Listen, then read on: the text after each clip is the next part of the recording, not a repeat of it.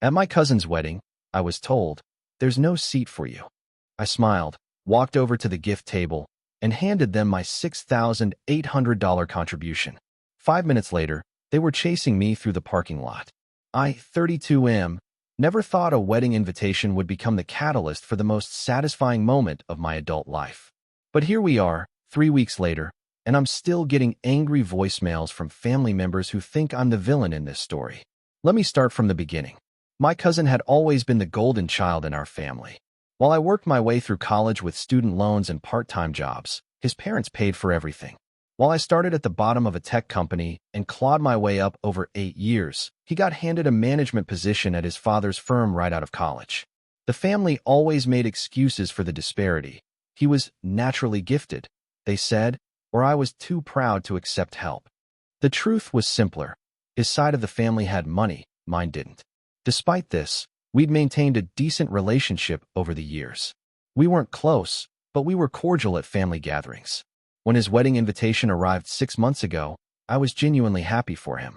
The invitation was expensive, thick cardstock with gold embossing, the kind that probably cost more per piece than most people spend on entire wedding invitations. What struck me was the venue, the Grandview Estate, easily the most exclusive wedding venue in our city. I'd looked into it once for a corporate event and nearly choked at the prices. A wedding there would cost upwards of $80,000 minimum. But what really got my attention was the gift registry. I'd never seen anything like it. The cheapest item was a $400 salad bowl. There were multiple items over $2,000, including a $3,500 espresso machine and a $5,000 dining set. Most of the affordable items had already been purchased, leaving mainly the expensive pieces. I spent days thinking about what to get them. My annual salary was decent now. I'd worked hard to get where I was, but dropping several thousand on a wedding gift would mean no vacation this year and eating ramen for months. Still, this was family, and I wanted to do something meaningful. After much deliberation, I decided to go big, really big. Instead of buying something from their registry, I would give them cash, $6,800 to be exact. It was almost everything I had saved for a down payment on a new car, but I figured they could use it however they wanted. Maybe they'd put it toward their honeymoon, or their new house, or pay down some wedding debt. I went to the bank and got the money in hundreds, placing them in an elegant gift envelope with a heartfelt card explaining that I wanted to contribute to their future together in whatever way would be most meaningful to them. The wedding day arrived on a beautiful Saturday in October. I'd taken the morning off work on Friday to get a haircut and pick up my dry cleaning. I wore my best suit, a navy blue one I'd splurged on for work presentations, and drove the 45 minutes to the Grandview Estate. The venue was even more impressive in person. Rolling hills covered in autumn foliage surrounded an elegant stone mansion that looked like something from a European fairy tale. Valet parking attendants in white gloves took my keys, and I walked up the stone steps feeling genuinely excited to celebrate my cousin's big day. The ceremony was scheduled for 4 p.m., with cocktail hour starting at 5:30. I arrived at 3:45, wanting to grab a good seat and maybe chat with some family members I hadn't seen in a while. The ceremony space was set up in the estate's garden, with white chairs arranged in neat rows facing an archway covered in white roses and greenery. I walked toward the seating area and was immediately confused. There was no indication of assigned seating, no place cards, no ushers directing guests. But as I moved toward the chairs, I noticed something odd. All the front rows had small, discreet, reserved signs on them. Not just the first row, which would make sense for immediate family, but the first 4 rows on each side. I walked toward the 5th row and was approached by a young woman in a dark dress with a clipboard. She smiled politely and asked if she could help me find my seat. I told her I was the groom's cousin and asked where I should sit. Her smile flickered for just a moment before returning to full brightness. She told me she'd need to check her list and asked for my name. I gave it to her and watched as she scanned her clipboard with increasing intensity. She flipped through several pages, then looked up with an apologetic expression. She informed me that unfortunately, there wasn't a seat assigned for me in the ceremony space. I stared at her, certain I'd misheard. I repeated that I was family, specifically, the groom's cousin, and that I'd RSVP'd months ago. She apologized again and said she was just following the seating chart she'd been given. She suggested I speak with the wedding planner, who was coordinating with the family. The wedding planner, a sharp-dressed woman in her 50s, approached when the assistant called her over. The conversation that followed was one of the most humiliating experiences of my adult life. The planner explained, with professional courtesy masking obvious discomfort, that the ceremony space was limited and they'd had to make difficult decisions about seating. She assured me that there would be plenty of room at the reception and that I was absolutely welcome to enjoy the cocktail hour and dinner. I asked point-blank if I was being told that I couldn't watch my cousin's wedding ceremony. She clarified that the ceremony was for close family and intimate friends only, but emphasized how much they were looking forward to celebrating with me afterward. The blood rushed to my ears. I looked around at the reserved sections and started recognizing faces. Family friends I'd met at barbecues, college buddies I'd heard stories about, even some work colleagues I'd been introduced to at previous gatherings. None of them were closer family than I was. I asked to speak with my cousin. The wedding planner's expression tightened. She explained that the groom was busy preparing and couldn't be disturbed, but she'd be happy to pass along any message. I stood there for a moment, processing what was happening. Then I asked where the gift table was. The planner's demeanor shifted slightly, probably relieved to move to a more pleasant topic. She directed me toward the reception hall, where gifts were being collected on an elegant table draped in white cloth. I thanked her and walked toward the hall, my mind racing. The gift table was exactly what you'd expect at a high-end wedding. Beautifully wrapped boxes in coordinated colors, elegant gift bags with tissue paper, and several sealed envelopes that undoubtedly contained checks or gift cards. I reached into my jacket pocket and pulled out the envelope containing the $6,800. For a moment, I just stared at it. Inside was 8 months of careful saving, money I'd set aside by skipping dinners out, buying generic groceries, and declining weekend trips with friends. Then I placed it gently on the table among the other gifts. But instead of walking away, I stood there for another moment. Something was building inside me, not just hurt, but a clarity I hadn't felt in years about exactly where I stood in this family. I picked the envelope back up. The gift table attendant, an elderly woman who was probably a family friend volunteering to help, noticed my hesitation and asked if everything was all right.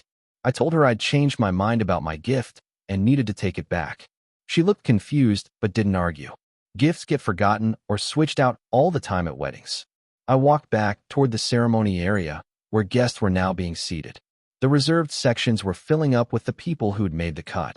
I could see my aunt and uncle in the front row, beaming with pride.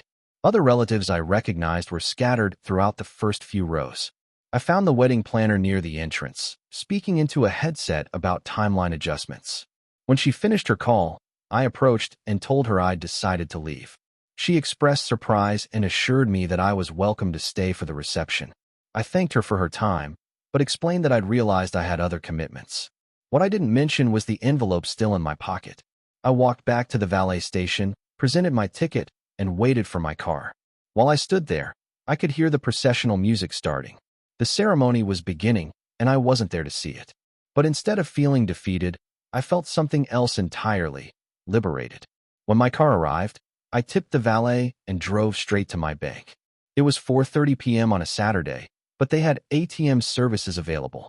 I deposited the $6,800 back into my savings account and sat in my car for a moment, watching the confirmation receipt print. Then I drove home, changed into comfortable clothes, and ordered Chinese takeout. I spent the evening doing something I hadn't done in months, researching cars I could afford. With my down payment money restored, I had options I hadn't considered before. The first call came on Sunday morning. It was my aunt, the groom's mother. She asked why I'd left the wedding so early and mentioned that she'd looked for me at the reception. I explained calmly that I hadn't been seated for the ceremony and decided to leave rather than wait around. There was a pause. Then she asked what I meant about not being seated. I described my conversation with the wedding planner and the seating chart that apparently didn't include me. Another pause, longer this time. She said there must have been some mistake and that of course I was supposed to be at the ceremony. I told her I was sure it was just an oversight and that I hoped they'd had a beautiful day. She then asked about my gift, mentioning that my cousin had been looking forward to my contribution and they hadn't seen anything from me on the gift table. This was the moment I'd been unconsciously preparing for since yesterday afternoon. I explained that I'd brought a gift, but when I learned I wasn't included in the ceremony, I decided to redirect my contribution elsewhere. She asked what I meant by redirect. I told her that instead of giving them the money, I decided to use it for something else. The silence that followed was deafening. Finally, she asked how much money I was talking about. I told her, $6,800. The explosion on the other end of the phone was immediate. She couldn't believe I would be so petty over a seating mix-up.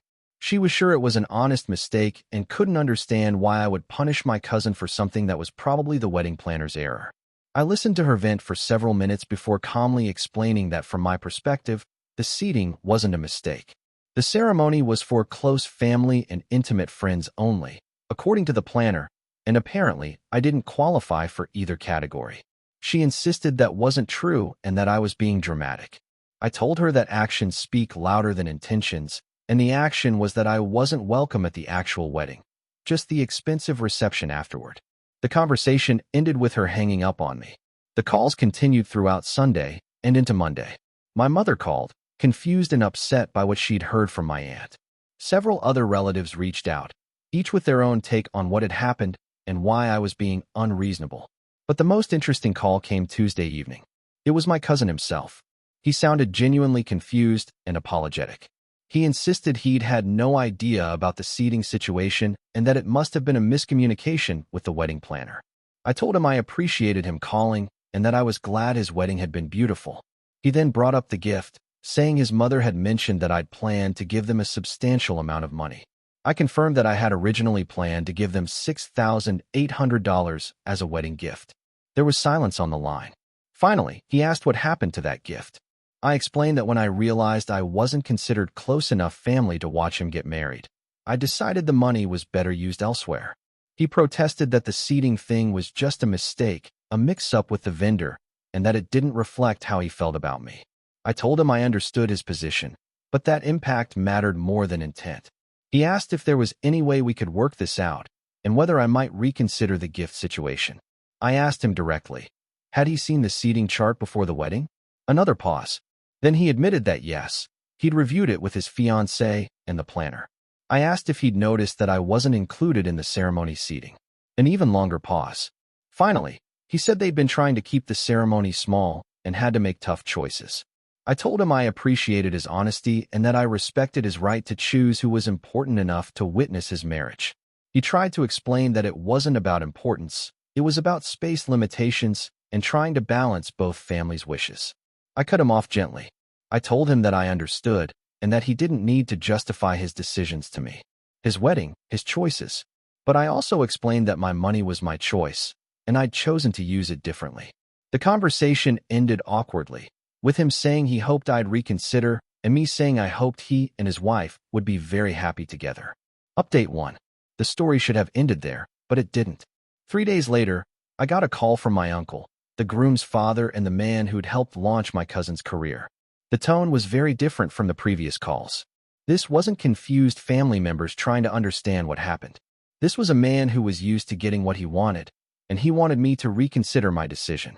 He started by acknowledging that the seating situation was unfortunate, but emphasized that it was just a logistical issue and shouldn't overshadow the family relationship. Then he got to the real point. He knew I'd planned to give a substantial gift, and he wanted to discuss how we could resolve this situation. I told him there was nothing to resolve.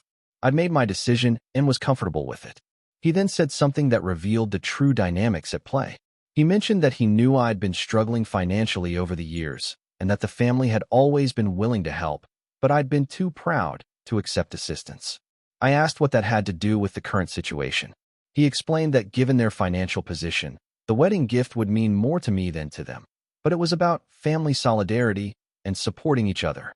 I sat quietly for a moment, processing what he'd just said. Then I asked him to clarify. Was he suggesting that because they had more money than me, my gift was more important to me than to them? He backtracked quickly, saying that wasn't what he meant. But I pressed the point. I asked why. If the money meant so little to them, they were so concerned about getting it. He got frustrated and said it wasn't about the money. It was about what the money represented, family support and love. I told him that was interesting, because the seating chart had also been about what it represented, who was considered important enough to witness the marriage.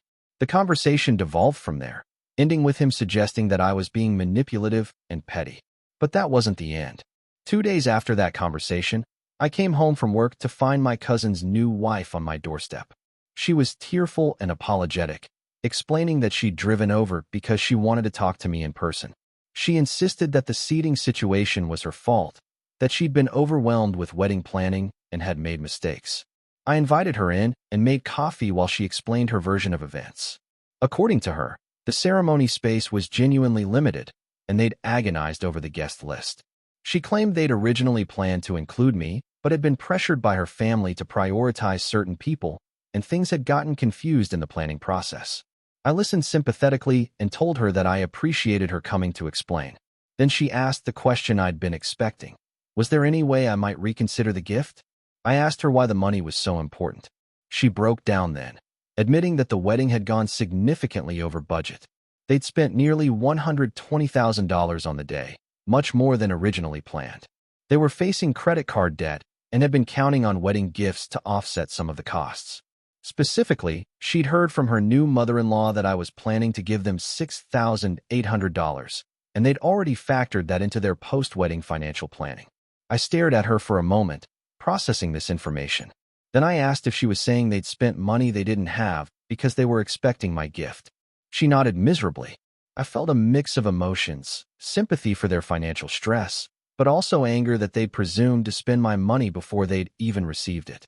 I told her gently that I was sorry they were in financial difficulty, but that I couldn't be responsible for their budget decisions. She asked again if I might reconsider, suggesting that we could work out some kind of compromise. I asked what kind of compromise she had in mind. She suggested that maybe I could give them part of the original amount, say $3,000, and they'd make sure I was included in all future family events. The fact that she was essentially offering to purchase my inclusion in family gatherings was stunning. I told her I appreciated her candor, but that I wouldn't be giving them any money. She left crying, and I felt terrible about the whole situation. Update 2. I thought that was the end of it, but I was wrong. The next weekend, there was a family barbecue at my aunt and uncle's house, a regular monthly gathering I'd been attending for years.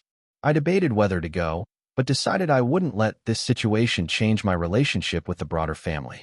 When I arrived, the atmosphere was noticeably tense. Conversations seemed to stop when I walked into rooms, and I could feel people staring. My cousin and his wife were there, and they avoided eye contact for most of the afternoon. But about an hour into the barbecue, my uncle approached me while I was getting a drink from the cooler. He told me that we needed to clear the air about this whole situation. I said I was willing to listen. He launched into a speech about family loyalty and how disappointed he was in my behavior. He said that holding a grudge over a simple seating mistake was childish, and that I was hurting people who cared about me. I let him finish, then asked if he was done. He said he was waiting for my response. I told him that I'd heard several different versions of events now. Everything from an innocent mistake to a deliberate decision to limit ceremony attendance, and I was no longer interested in litigating what had happened. I said that what mattered to me was that I'd been excluded from witnessing a family member's marriage, and that I'd responded by choosing not to give them a large cash gift. He said that was exactly the kind of petty response he'd expect from someone who'd always been jealous of my cousin's success. That comment hit differently than the others. I asked him to explain what he meant by always been jealous. He said it had been obvious for years that I resented my cousin's opportunities and advantages, and that this was just another example of that resentment. I stood there for a moment, recognizing that this conversation was revealing something much deeper than a wedding seating dispute. I told him that he was right. I had often felt that my cousin had advantages I didn't have. He looked satisfied, like he'd proven his point. Then I continued. I said that what I'd learned recently was that my family's response to that inequality wasn't to acknowledge it or address it, but to expect me to be grateful for whatever scraps of inclusion I received. I explained that being excluded from the ceremony while being expected to give an expensive gift was a perfect example of how this family viewed my role. Valuable for what I could provide, but not important enough to be truly included. Several other family members had gathered around during this conversation, and I could see my aunt looking increasingly uncomfortable. My uncle's face was getting red. He said I was twisting the situation and making it about things that had nothing to do with the wedding. I disagreed. I said it had everything to do with how this family treated people, and that I was finally seeing the dynamics clearly. I thanked him for hosting, said goodbye to the relatives I actually cared about, and left. As I was walking to my car, my cousin caught up with me. He said he was sorry about his father's comments and that he didn't want this to ruin our relationship. I told him that our relationship wasn't ruined, but it was changed. He asked what I meant. I explained that I now understood how his family, our family, really viewed me. Not as an equal, but as someone who should be grateful for whatever inclusion they offered and generous with whatever resources they wanted. He protested that wasn't true. I asked him directly. If the seating had been truly limited, why hadn't they chosen to have a smaller ceremony rather than exclude family members? He didn't have an answer for that. I told him I hoped he and his wife would figure out their financial situation and that I wished them well. As I drove away, I felt something I hadn't expected: relief. Update 3. The final piece of this story happened 2 weeks later. I was at Target buying groceries when I ran into my cousin's wife. She looked embarrassed to see me, but approached anyway. She told me that she'd been thinking about our conversation and wanted to apologize for asking me to reconsider the gift. She said she'd realized how inappropriate that was. I appreciated her apology and told her so. Then she said something that surprised me. She asked if I'd be willing to have coffee sometime and talk, not about the money or the wedding, but just to get to know each other better. I asked why that would be important to her. She explained that she'd been hearing family stories about me for months during wedding planning, and most of them painted me as bitter and jealous. But after talking to me, she realized that the stories she'd heard didn't match the person she'd met. She said she was starting to understand that there might be more complexity to the family dynamics than she'd initially realized. I told her I'd be willing to have coffee, but that I wanted to be clear about something first. She asked what that was. I said that I wouldn't be giving them any wedding gift, now or in the future, and I needed her to understand that before we tried to build any kind of relationship. She said she understood and that she wasn't trying to change my mind. We met for coffee the following weekend, and it was actually a pleasant conversation. She told me about growing up in her family, where money was always tight, but everyone was included in everything. The idea of excluding someone from a ceremony while expecting them to give expensive gifts had seemed wrong to her from the beginning, but she deferred to what she was told were standard wedding practices. I shared some of my own experiences growing up, including the subtle ways I'd always been made to feel like a charity case who should be grateful for any attention from the successful side of the family. By the end of our conversation, she said something that stuck with me. She told me that she was beginning to realize she'd married into a family that operated very differently from what she was used to, and she wasn't sure she liked all of what she was seeing. I told her that family dynamics were complicated and that she'd have to figure out how to navigate them herself. But I also said that I thought she seemed like a good person who'd gotten caught up in other people's expectations and mistakes. We parted on good terms, though I haven't heard from her since. The broader family situation has settled into a new normal. I still go to family gatherings occasionally, but I no longer make special efforts to attend everything. Some relatives have stopped inviting me to things, which honestly feels like a relief rather than a loss. My relationship with my cousin is cordial but distant. We're polite when we see each other, but we don't seek each other out. My aunt and uncle are civil to me, but there's an obvious coolness that wasn't there before. And me? I used that $6,800 as a down payment on a certified pre-owned BMW that I absolutely love. Every time I drive it, I think about how much more satisfaction it's brought me than any wedding gift could have. The most surprising outcome of this whole situation is how it's changed my perspective on family obligations. I used to feel guilty when I couldn't afford to be as generous as I wanted to be with gifts or when I had to decline expensive family activities. Now I realize that the people who truly care about me have never made me feel guilty about my limitations. The ones who did were treating me like a resource to be managed rather than a person to be valued. I still believe in being generous when I can and supporting family when appropriate. But I also believe in reciprocity and respect. And sometimes, the most self-respecting thing you can do is walk away from people who don't value what you bring to their lives. The $6,800 bought me more than a car. It bought me clarity about who I am in this family and who I want to be going forward. And that's worth far more than any wedding gift could ever be.